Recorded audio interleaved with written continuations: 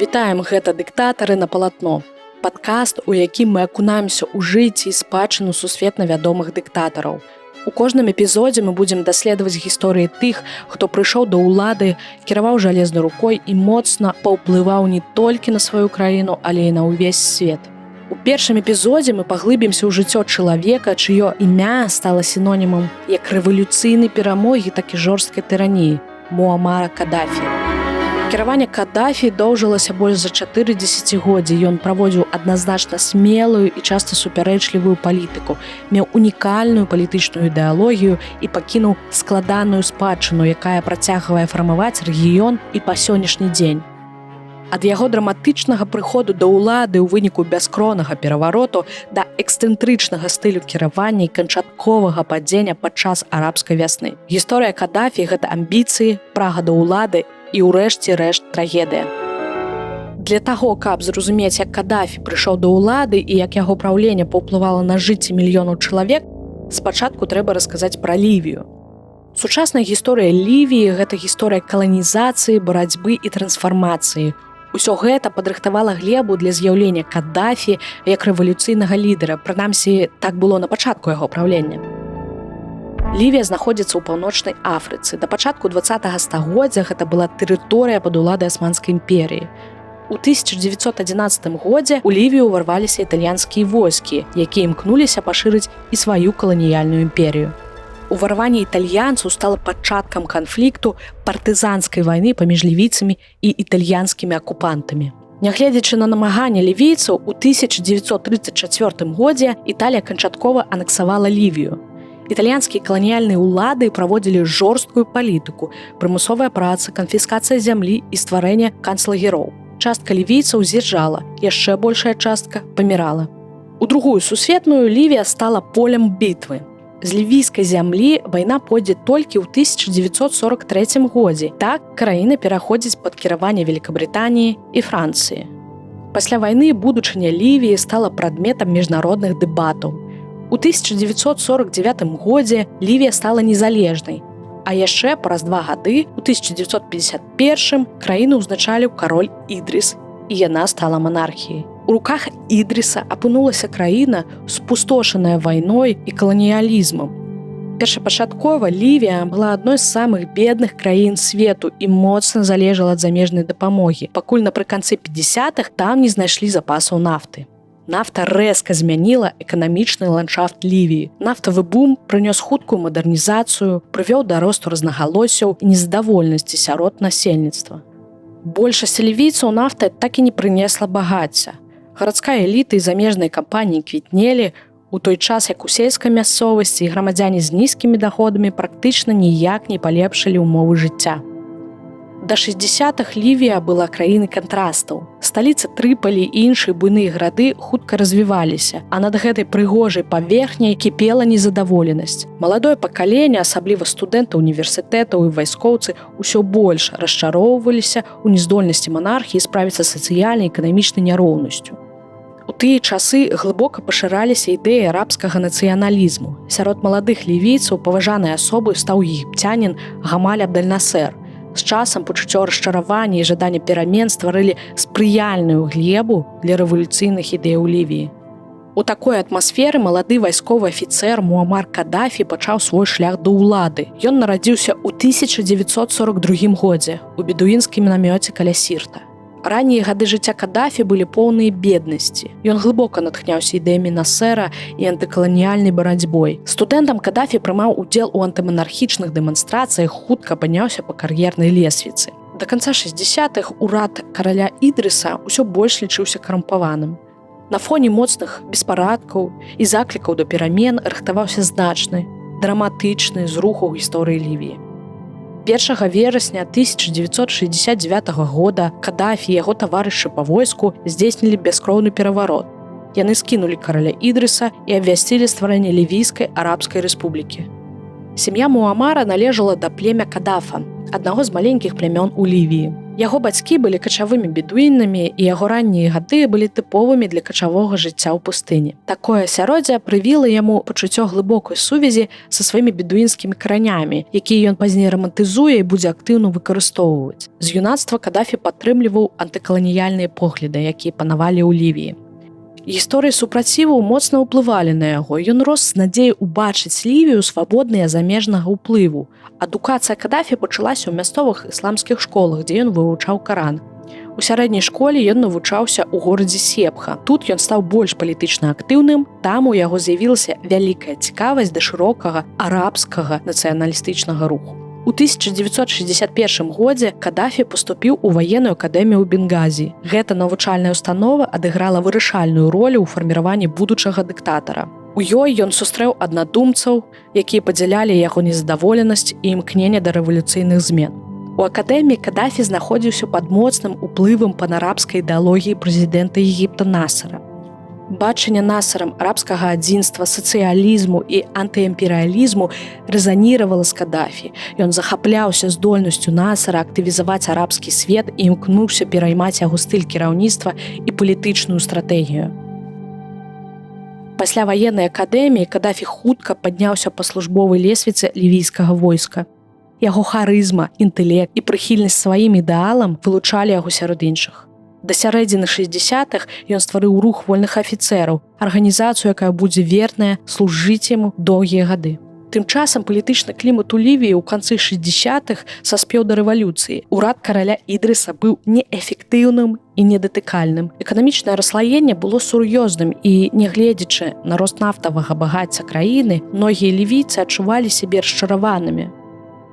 У гэтай атмасферы Кадафі і яго рух афіцэраў убачылі магчымасць. 1 верасня 1969 года, калі кароль Ідрыс знаходзіўся за мяжой на лячэнні, Кадафі і яго група здзейснілі бяскроўны пераварот. Іх аперацыя была хуткай і эфектыўнай. Дзяржаўныя установы і ваенныя аб'екты ўзялі за лічаныя гадзіны.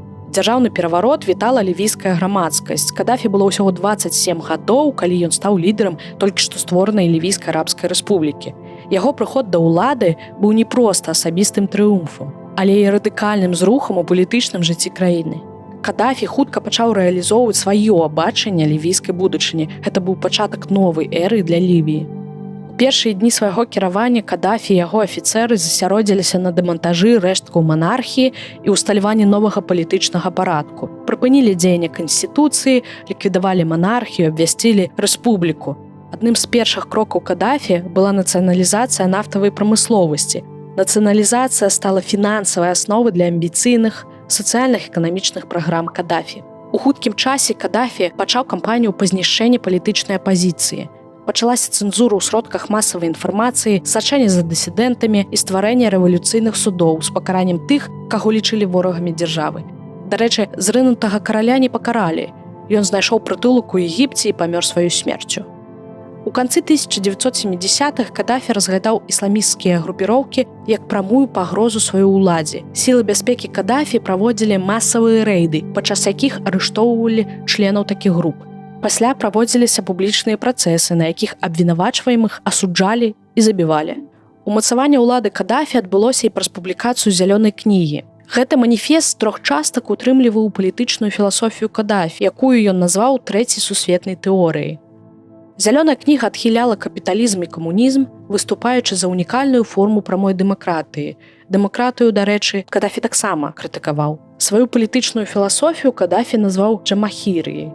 Зялёная кніга прапанавала сістэму, дзе традыцыйныя дзяржаўныя інстытуты замяняліся шэрагам народных кангрэсаў. Тэарэтычна, гэта сістэма выглядала так, што лівійскі народ мог браць непасрэдны ўдзел у кіраванні краінай. На практыцы гэта наадварот цэнтралізавала ўладу ў руках Кадафі, паколькі канчаткова толькі ён прымаў рашэнні і выкарыстоўваў гэтыя народныя кангрэсы для захавання кантролю над дзяржавай.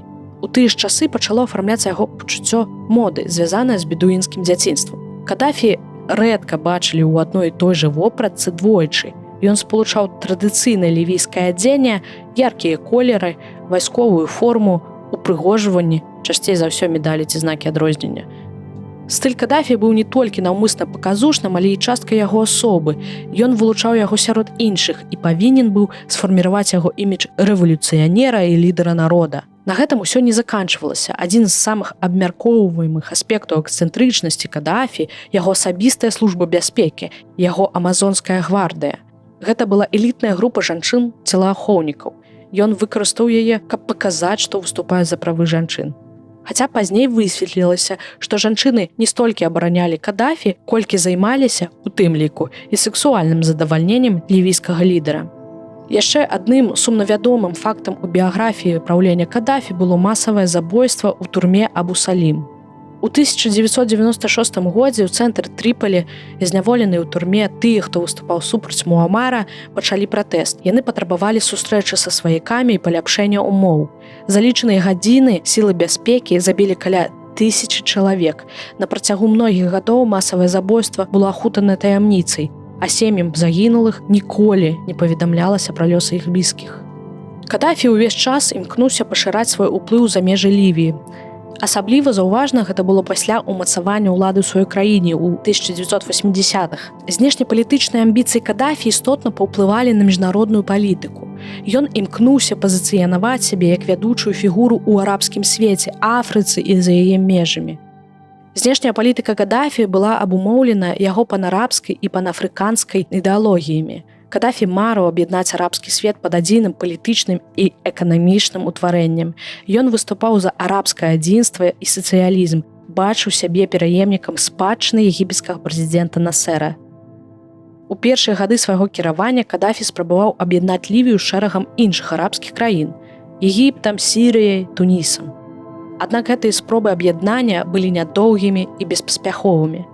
А потым Кадафі пераключыў сваю ўвагу выключна на афрыканскі кантынент і пачаў прапагандаваць ідэю Злучаных Штатаў Афрыкі. У 2009 годзе Кадафі абралі старшынёй Афрыканскага саюза. На гэтай пасадзе ён дамагаўся больш палітычнай і эканамічнай інтэграцыі паміж афрыканскімі краінамі. Ён хацеў сфарміраваць адзіныя афрыканскія ваенныя сілы, агульную валюту і знешнюю палітыку. Яго бачанне цалкам інтэграванай Афрыкі так і не было рэалізавана. Знешняя палітыка Кадафі не абыходзілася без супярэчнасцей. Ён быў вядомы падтрымкай розных баевікоў і тэрарыстычных арганізацый па ўсім свеце. Падтрымка ўключала фінансаванне, навучанне і пастаўкі зброі. Рэжым Кадафі быў датычны да шматлікіх актаў міжнароднага тэрарызму, а самы вядомы – выбух Боінга над Локербі ў Шатландыі ў 1988 годзе. У выніку загінулі больш чым 200 чалавек.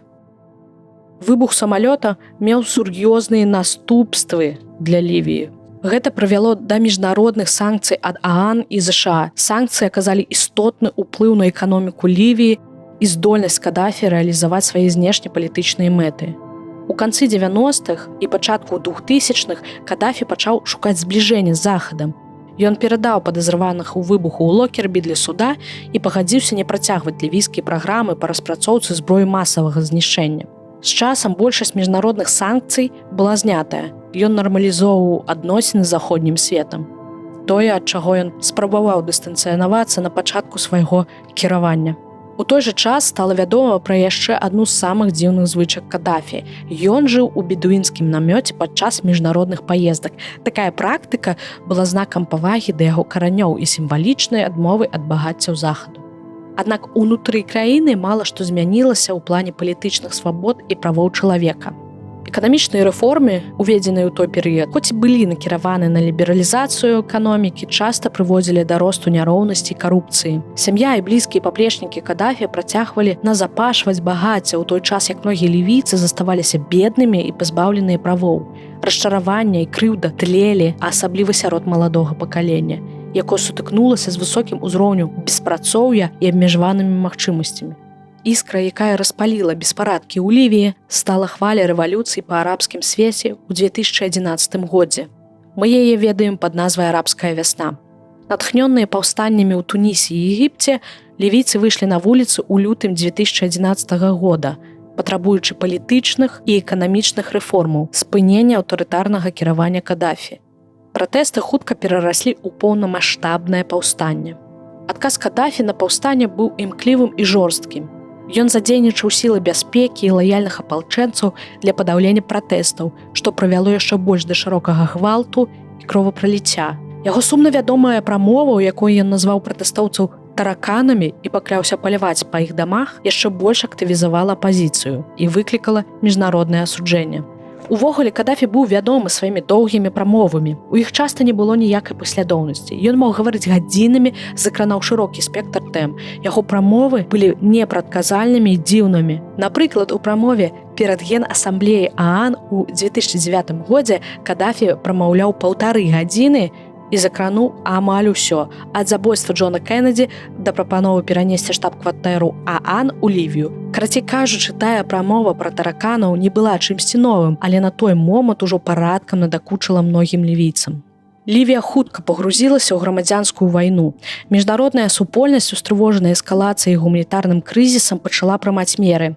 У сакавіку 2011 года Рада бяспекі ААН прыняла рэзалюцыю, якая санкцыянавала прымяненне сілы для абароны грамадзянскага насельніцтва. Пасля гэтага НАТО нанесла авіяудары па сілах Кадафі, аказваючы падтрымку паўстанцам.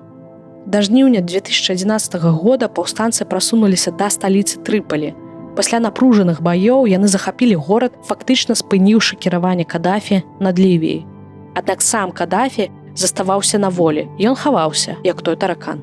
20 кастрычніка 2011 года Кадафі знайшлі схаваным у каналізацыйнай трубе за межамі яго роднага горада Сірт.